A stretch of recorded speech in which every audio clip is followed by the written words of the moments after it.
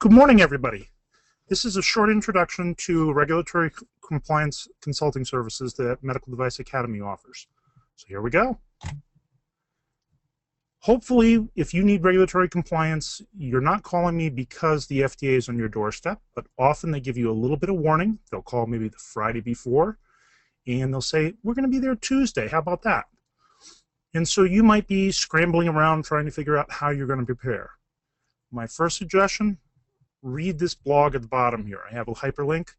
It's a blog entry by another consultant that I work with, and it's fantastic. It gives you a really different perspective that I haven't seen anywhere else, and that's what to do in the first 30 minutes. So most of the people leave the person that's from the FDA cooling their heels in the front lobby or in a conference room all by themselves, and they're scrambling around trying to find the person that's going to be speaking with the FDA inspector. Hopefully your management representative is on site, and you're not quite sure what to do. So this is a great place to start. Read this blog, and it'll help you out a lot. But then if you have a little bit more time, so hopefully it's Friday and it's not Monday afternoon, you might want to also get together a team of people that are going to help you prepare for the inspection and go through this webinar. It's free. So click on the link, type in your contact information, and you download a free webinar on it. You get the recording, you get the slide deck, the whole deal. But this will definitely help you prepare for your next FDA inspection, whether it's next Tuesday, or it's tomorrow, or it's next month. Here's an example of what's in that presentation. It gives you an example of what the best practices are out there in how to conduct an FDA inspection. Oftentimes you have a conference room where you and the FDA are present. Some companies are wise enough to have a scribe taking notes. Their only purpose is to take notes so you don't miss any important information. You want your fastest typist there, but somebody that doesn't like to talk much. The management rep is sitting here, and the person that the FDA is interviewing is sitting here. So SME means subject matter expert.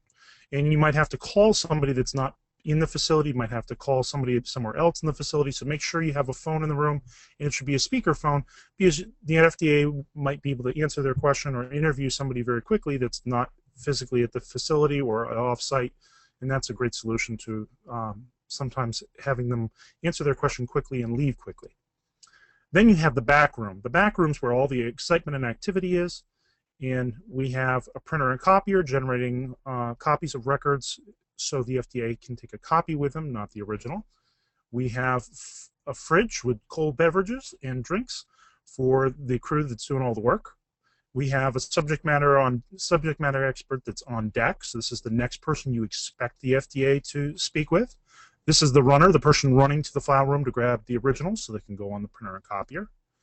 And you have a product manager. Usually they're looking at a specific product family during one visit. So they focus on a product family, and it's usually one of your Class 2 products, not a Class 1 product, and it's one they didn't look at last time. So that gives you a clue what areas you might want to prepare for on Friday for Tuesday. The other person you might want to have is the R&D person that helped develop the product. And these two people probably know too much, and they're really nice people that like to talk a lot. So make sure they aren't in the room with the FDA unless you specifically have to have them there. Much better to have them in the back room prepping the subject matter experts and providing information than blabbering away, giving the FDA all kinds of information you don't really want them to have. And then, of course, we have the drill sergeant. This might be a consultant. This might be maybe a chief technical officer or a vice president of regulatory affairs, somebody in there that really knows the quality and regulatory aspects, knows the FDA fairly well, and also knows your company, so they know where to find documents, who we need to get on deck, what's likely to come next. This is somebody that's cool under pressure and knows a lot, but they might not necessarily be your management representative. And so they're a great person to run that room. And if somebody gets out of hand or starts talking too much or gets all excited or there are too many people in the room, they kick them out. So you need somebody that's take charge kind of person. Going on to our next slide. So what is the first area the FDA is probably going to look at? Your CAPA process. So if you have any compliance issues in your company, whether it's the FDA inspecting you or it's an ISO audit, the first area, and it's guaranteed to be looked at every single auditor inspection you ever have, they're going to look at CAPA. It's the heart of your quality system. And you can see from this diagram all the different things that feed into the CAPA process. That's why it's the heart, and that's why they look at it all the time. If you want to improve your CAPA process, here's where you go. This isn't a free webinar, but it's a fantastic webinar. It's my favorite webinar because CAPA is one of my favorite topics. It's really the heart of the quality system, and if you can do CAPA well, you can fix your quality system no matter what the problem is. Here's another slide that I show a lot in that CAPA course, and it's death by CAPA. This is the poor management representative that is buried under piles of CAPAs because somebody's initiated a CAPA for every single nonconformity they've ever had. So, you know, if customer service didn't respond in a timely manner, let's open up a CAPA. They didn't do it again, let's open up another CAPA. We had some scrap product, open up a CAPA. We had more scrap, open up another CAPA. You get the idea. Instead, you want to use a risk-based approach. So everything's nice and neat and orderly, and the person isn't at the bottom of the pile. And here's how we do it. So I go through that explanation of how you decide on a risk basis which things deserve CAPAs, which things deserve to be trended until you have proven that it's really an issue that needs to be addressed with a CAPA. And then there's some things that are just so big a CAPA isn't big enough. So that's when we have a more comprehensive quality plan that affects multiple systems. Here's one of the most common tools that you use in a CAPA analysis. So if I have a company that has a lot of CAPAs, one of the first things I'll do is I'll try to do a Pareto analysis or ask them if they have one. And this is an example of one for a company. And this is delightful. A lot of people, they do a Pareto analysis and they see this first one, oh, no trouble found. So there really is no trouble. Well, somebody complained or we had something returned, so I'm thinking there is an actual problem. You just didn't find it. So having that be the biggest item on the list, that's not a good thing. That tells me you don't know how to do an investigation or a failure analysis. So that's the first place I'm going to look as an investigator.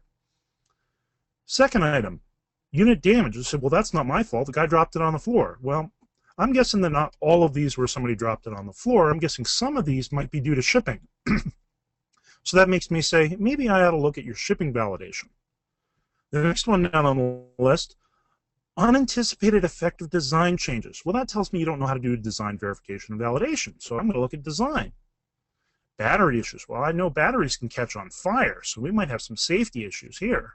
Let's look at your risk analysis and see how you've addressed battery safety and battery risks. Are they severe enough? So as you can see, things that don't look like an issue can very quickly become issues and tell the inspector or the auditor where to go.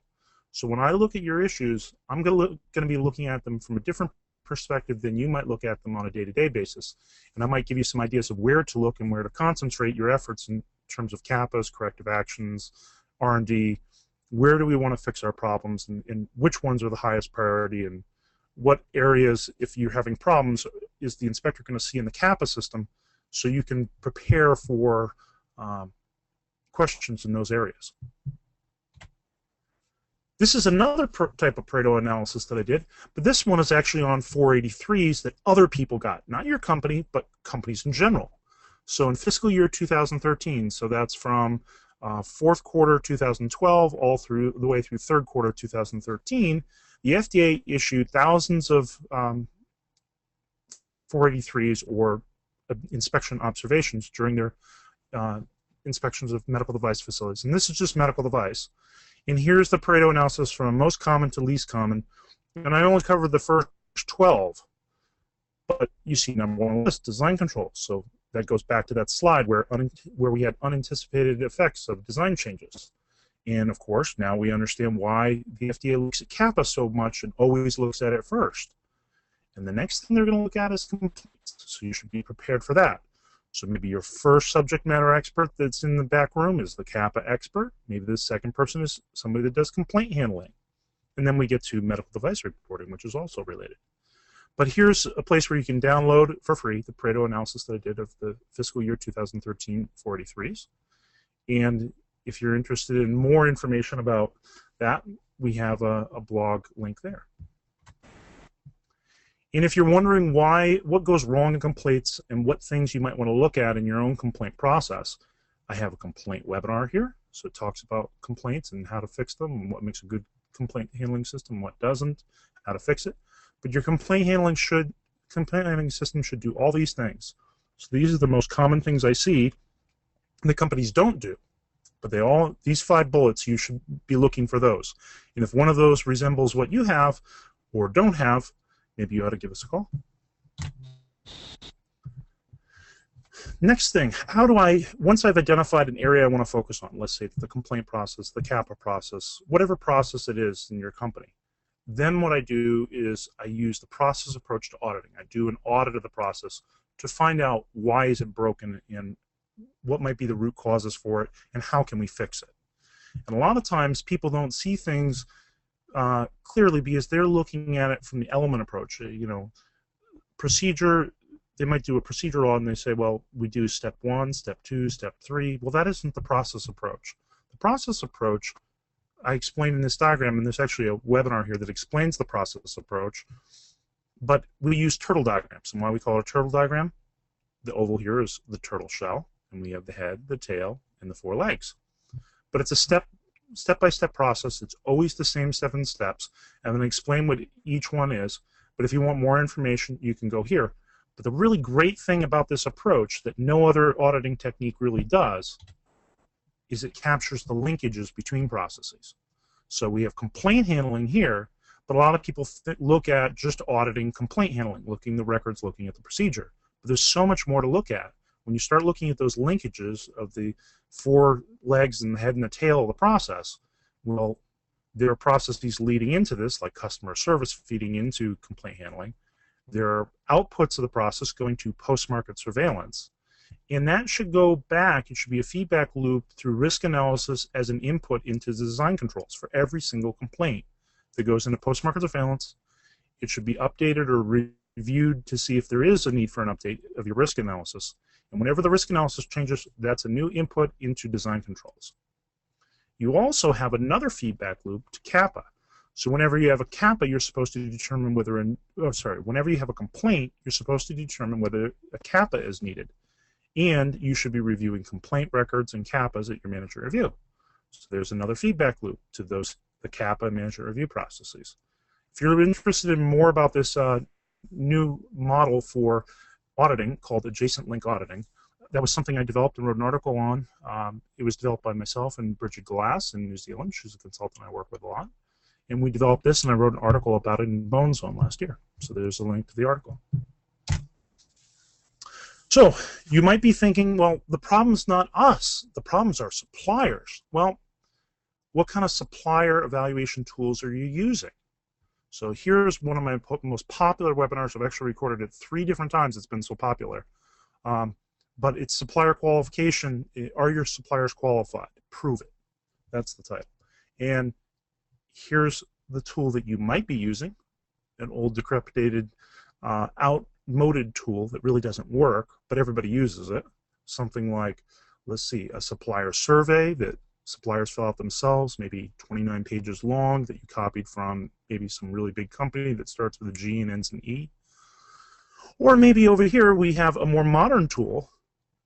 This is a nice high-powered drill instead of this hand-driven one. Well, in the modern tools of auditing suppliers and evaluating suppliers, we have different tools like SVC. So if you don't know what that acronym means, you definitely need to take that course. Another tool would be PPAPs. Another tool would be validation. These are all required things in certain industries. But if you adopt the best practices, these modern tools for supplier evaluation, you'll find things work a lot smoother. Another caution. When you say, it's not my fault, it's my suppliers, well, there's this old saying, 3 fingers might be pointing back at you. Well, here's an article I wrote about it. It isn't published yet, so there's the link, but I don't think it publishes online until June, and then in the print edition in July or something. So you might be interested in that.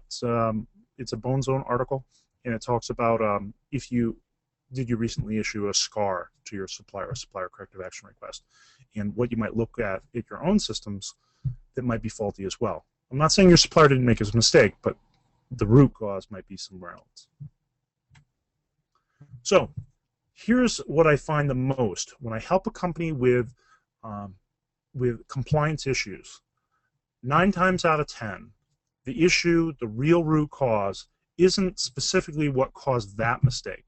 When you dig and you do what they call a 5 why analysis, 9 times out of 10 you come up with the real reason is our training is not effective. We really haven't done thorough training to 820, 21 CFR 820, which is called the Quality System Regulations, or QSR. Or 803, which is for medical device reporting, which is a common finding back in that Pareto chart I showed, or 806, which is recalls. And I'm surprised the number of companies don't even know what these two are. So they're just as important as this. Medical device reporting, recalls, very, very important. And here is where you can see all the different webinars that we offer. But the one you want to look for, probably the most important one to address the real root cause here, is 21 CFR 820 compliance. And it's a 90-minute recording. You get the recording that you can show forever and ever to all your employees. You get the original slide deck, so if you want to make changes to it, add references to your own procedures and re-record it, feel free. It's $129. And we also offer a 20-question exam and training certificate to demonstrate effectiveness of training, which is one of the key reasons why we have a problem. It wasn't that you didn't have training, it was that it wasn't effective.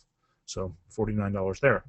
And hopefully on Tuesday, you don't have an FDA inspection with an observation.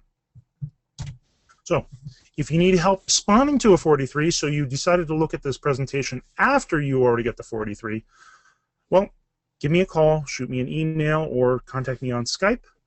I can help you with drafting a 43, but you have a very tight timeline. You have 15 days, business days, in order to get it to the FDA in their hands, or you get an automatic warning letter. So don't wait till day 14 to send it by FedEx.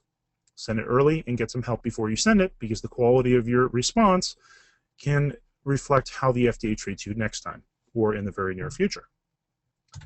And if you can't reach me, please contact Glenn Melvin. He's my Director of Business Development, and he has access to my calendar, so you can schedule a meeting anytime you want. Talk to you later. Thank you.